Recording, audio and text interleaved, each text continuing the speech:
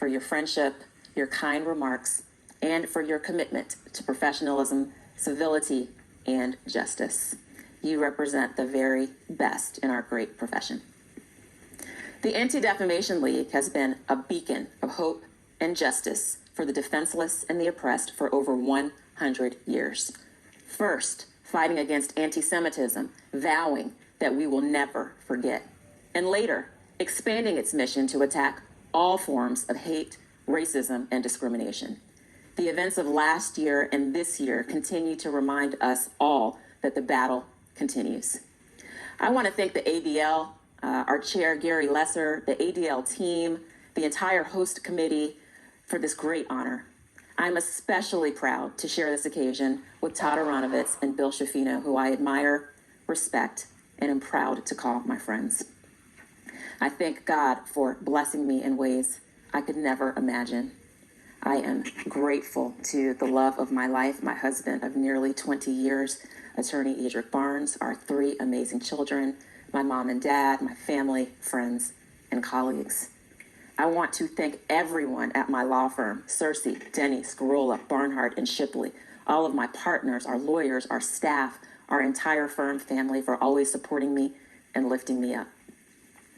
I often refer to myself as a proud lawyer because I am proud to be a lawyer. We, lawyers, have the great privilege of giving a voice to those who would not otherwise have their causes heard. We lawyers are charged with great responsibility in the fight for justice, for what is right, for what is equitable, for what is fair. But that great responsibility extends beyond the courtroom to our community. When you see something that's not right, not fair, not just, you have to speak up. You have to say something. You have to do something.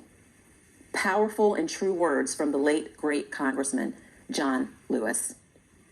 These are lessons that for me personally were instilled by my grandparents, Ben and Bessie Dawson and Moses and Mary Baker, who are now deceased but never forgotten. They were born into financial poverty, but they lived rich, full lives founded on faith, hard work, and a strong desire to do something for themselves and the next generation. Because of rampant racism and discrimination, they could not attend college. They most certainly could not become lawyers. They lived in segregated communities. They were forced to use segregated facilities. Everything was separate. And at every turn, someone was telling them that they were not enough, that they were not equal. And so in Tampa, Florida, my mother's parents made a plan to do something. After working on the docks in Tampa, my grandfather attended trade school to learn construction.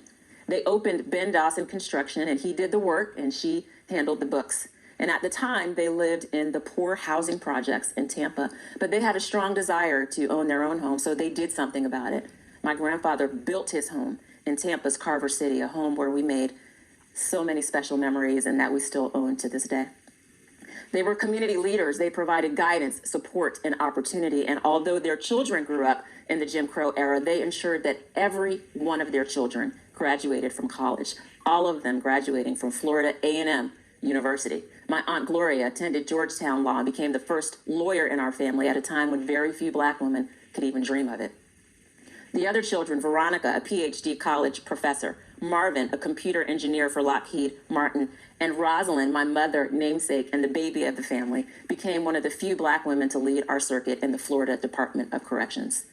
My father's parents, Moses and Mary Baker, grew up in rural Marianna, Florida. We call it Mayrana. And my dad, at just 4 or 5 years old, experienced the ugliness of racism for the first time. He was walking with his grandmother in town when they encountered members of the Ku Klux Klan. And she says to him, "Don't move." And they stop in place. The men stare, glare, yell things that he had never heard before. And they're not harmed, but they are terrified. Afterwards, my dad got the talk about young boys in the community that were lynched and killed, people that they knew and he knew. And my grandmother, Mary, who only went to the 3rd grade because children at that time had to work in the fields as soon as they were able to help the family, she didn't want her son living his life in fear. So she, too, chose to do something. She moved to Dade City, and my grandfather, Moses Sr., opened his own plumbing business, and she worked relentlessly. eventually as a single mother, to provide a better life for my dad and my Aunt Linda.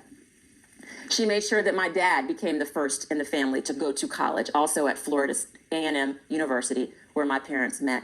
And he went on to become the first lawyer on the Baker side of the family, attending that other school in Gainesville. I was born in Tampa in 1975, and my parents wanted to stay in Tampa near family. We had roots in the area. We had our beloved Tampa Bay Buccaneers, but racism once again reared its ugly head. He wanted to be a prosecutor, but no one would hire my dad in Tampa, this young, amazingly talented black male lawyer in the 1970s. No one.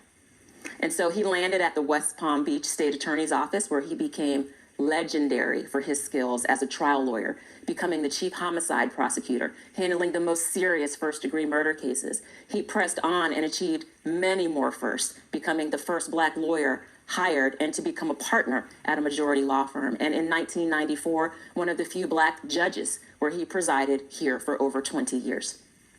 He uses his voice and his actions to mentor, guide, and direct so many lawyers that we cannot count them, and his success led to 4 more lawyers in our family. Me, my sister Destiny, my husband Edric, my cousin Christopher. My grandparents and parents did not accomplish these things on their own. It took an entire village across racial lines, people who were willing to look past the color of their skin so that they could really see their talent and understand the content of their character. I stand on the shoulders of my grandparents, my mom and dad, pioneers like Virgil Hawkins and Gwen Cherry.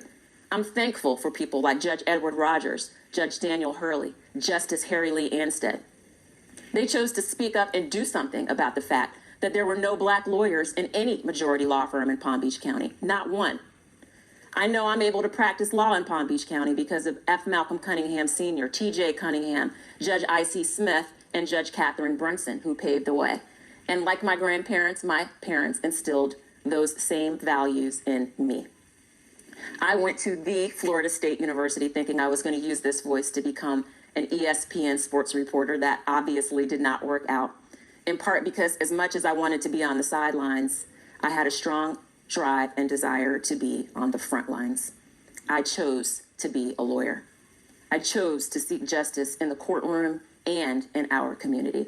And with the help of people like Judge Cherie Cunningham, my good friend Adam Raven, Michelle Suskauer, and John Howe, I was honored to become the first black woman president of the Palm Beach County Bar Association, the 95th president of the organization. At Sir C. Denny, with the help of so many mentors, so many lawyers here, legends, I was blessed to become the first black woman partner in my firm. And with the encouragement of Adam Raven, Gary Lesser, and Michael Gelfin, I am extremely proud to be the first black woman from my circuit to serve on the Board of Governors. So today, by honoring me, you are honoring my grandparents, my parents, and their legacies. Like many of you, when I witnessed the events of last year, I was horrified. I knew I had to speak up. I knew I had to do something. And at my law firm, we stood together. We spoke out against the horrible acts on TV, on our social media, and in our community. Together, we organized, conducted peaceful protests, lawyers of all colors, ages, and backgrounds. With my sorority, Alpha Kappa Alpha, my Link sisters, and the Cunningham Bar, we peacefully protested. We organized voter registration and turnout drives. We said something. We did something. Silence from any of us was not an option then, and it is not an option now. Now, more than ever, Congressman Lewis's words should ring true for all of us. When you see something that is not right, not fair, not just, you have to speak up. You have to say something. You have to do something. We are knee-deep in trying times in this country, but silence and inaction fuel racism and hatred. We lawyers are privileged to have the great responsibility to fight for justice. Let's all use our collective voices to speak up and do something to eradicate hate. Today, I am ever proud to be a lawyer. Thank you for this extraordinary honor.